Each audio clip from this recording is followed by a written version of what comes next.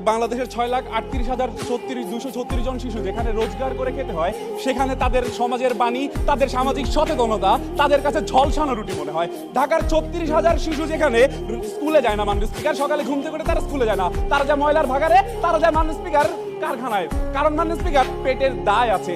মাননীয় স্পিকার রাষ্ট্র যেখানে আজকে তাদের পুনর্বাসন করতে পারছে না, রাষ্ট্র যেখানে আজকে তাদের খাদ্য সহ মৌলিক অধিকার সবগুলো নিশ্চিত করতে পারছে না, ঠিক সেইখানে দায়টা রাষ্ট্রের। এই যে শিশুরা পেটের দায়ে কাজ করতে এসেছে, তাদের যদি আমরা এই অল্প মজুরি দেই, তাদের দিয়ে গাধার খাটুনি খাটানো যাবে।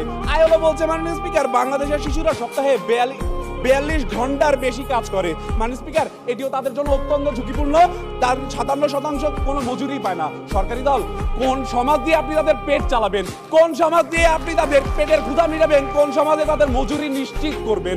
শারমিন এস মুর্শিদ ম্যাম বলেন, গৃহকর্মীদের প্রকৃত সংখ্যা 25 লাখের মতো, যার অধিকাংশই অল্প বয়স্ক মেয়ে শিশু, যাদের স্কুলে যাবার কথা জীবন বাঁচানোর তাগিদে শুধুমাত্র জীবন বাঁচানোর তাগিদে মাননীয় স্পিকার অন্যের বাড়িতে কাজ করতে যাচ্ছে। মাননীয় স্পিকার ঢাকার কামরাঙ্গীর চরে 10টি বেলুন কারখানায় সিংহভাগ শ্রমিক শিশু।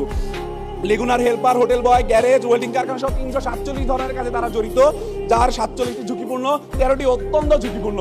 ওস্তাদ বাই প্লাস্টিক মামা 6 নাম্বার টেবিলে 2টা মুরগি। মাননীয় স্পিকার এই ঘটনাগুলো, এই শব্দগুলো যখন আমাদের সাথে অত্যন্ত পরিচিত, আপনার সমাজ তাদের জন্য এগিয়ে আসে না। মাননীয় স্পিকার এই দায় রাষ্ট্রের, এই দায় রাষ্ট্রকে নিতে হবে। কারণ রাষ্ট্র যদি আজকে তাদের নজরদারি করে, রাষ্ট্র যদি আজকে তাদের আইন প্রয়োগ করে, পুনর্বাসন নিশ্চিত করতে পারে, তবেই ওই 35 লাখ শিশু হবে আমার সোনার শিশু, আমার দেশের ভবিষ্যৎ।